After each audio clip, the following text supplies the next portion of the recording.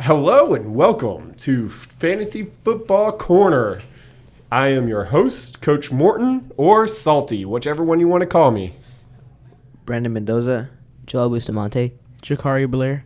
And Charles Gravitt. And week by week, we are going to go down and break down each game and tell us how and see how we're doing. All right, so start us off. Angry Dolphin versus Toilet Bowl. Angry Dolphin gets the win, but should he be concerned about Elijah Michelle? That's a great question, my man. Yeah, I think he needs to be concerned about it. I was never a big fan of Elijah, but because just the number of threats they have on that team. But his injury going down, that's definitely something that Mr. Blanco definitely needs to take into consideration. With strong performances from Jonathan Tyler, Toilet Bowl, why the name? Why the name?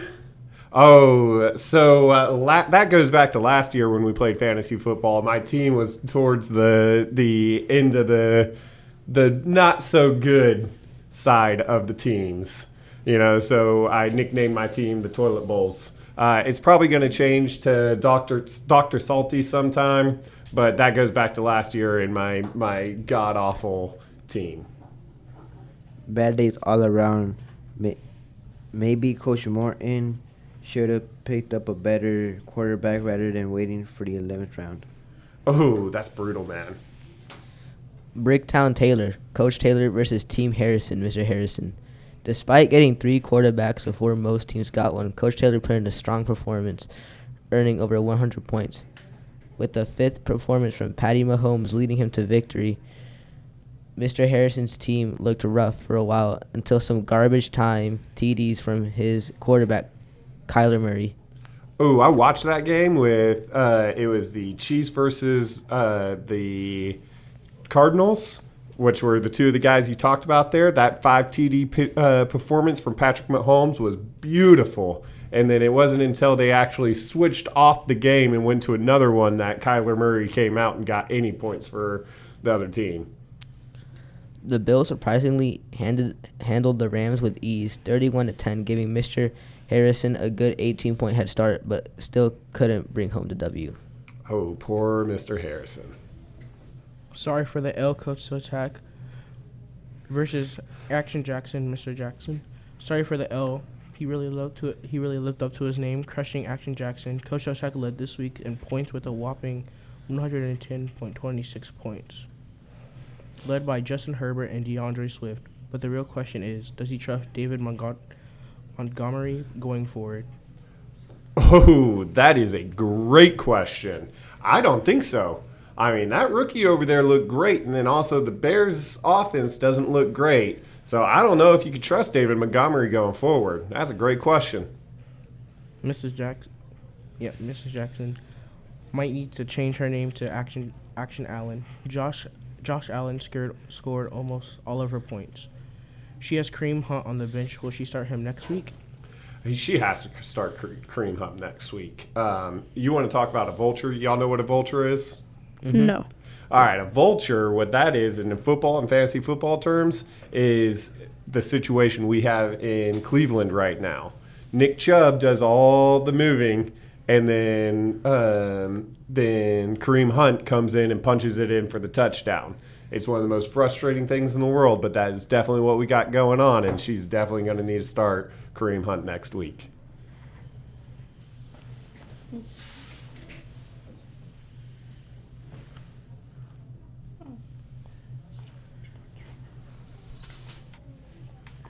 Rolling with Mahomes, Mrs. Courtright versus the Dark Street Boys.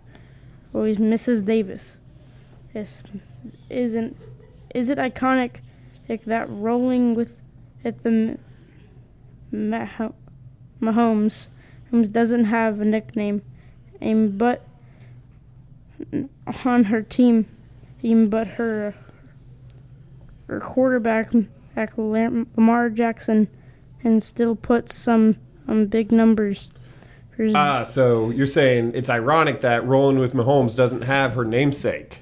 Yeah. Right? So, but she does have Lamar Jackson, right? Yeah. Oh, yeah, that is pretty ironic. And he still put up some big numbers. What's that next question you had for me? Do you think Mr. Jackson is okay with Mrs. Courtright naming her team after Patrick Mahomes? You know, if I was Mr. Jackson, or Mrs. Jackson, Sorry about that. It's Mrs. Jackson. Mrs. Jackson should be up in arms about Miss Courtright using her quarterback as her namesake for her team.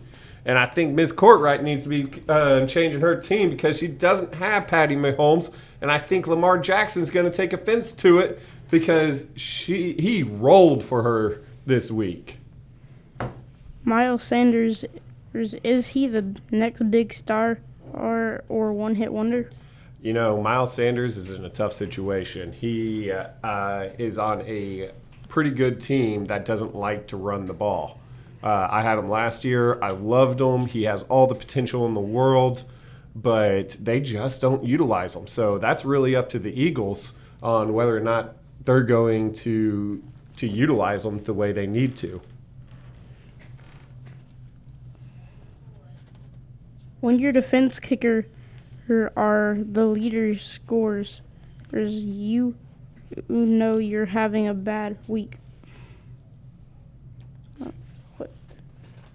To make matters worse, Mrs. Davis may need to change her name to Team Dun and Dark after Dak Prescott Dak Prescott will be placed on IR after injuring his throwing thumb.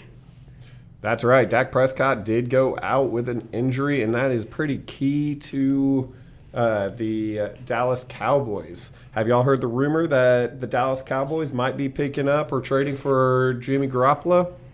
No. Nah, well, that's a rumor going around. I'd like to see it. I think Jimmy G is a pretty good quarterback. Trench Babies versus everyone loves D. With something to prove after being rated the worst drafted team, Trench Babies came out swinging. We could all see Justin Jefferson doing well, but Saquon Barkley, is he prop hit or just lucky? Oh, is he a prophet? You're talking about Coach Jackson, right? Or not Coach Jackson, Mr. Morales. You're talking about Mr. Morales there. Ooh, was he a prophet or is he just lucky picking up Barkley in the second round? Ooh, time will tell on that. I mean, week 1 was pretty good for him, so hopefully he continues. I think the fantasy world needs that little jump from Barkley. And he's been a little while since he's been relevant, so I hope so. I hope he's a prophet. Despite scoring over 100 points, everyone loves D getting the L. When reached out for a comment, what did she have to say? Oh, she originally she was a little bit resistant on making a comment, but after I pushed her a little bit, she had this to say. It's a hard loss, but only the first game. I'm confident my guys will come back stronger in week 2. It's a typical coach's response, isn't it? All right, guys. Well, thank you for your help. Does anyone have any questions for me? No.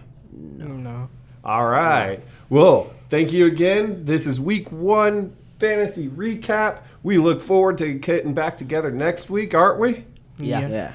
Yeah. All right. Well, thank you for your time. If y'all, until next time, see you later. Bye. Bye.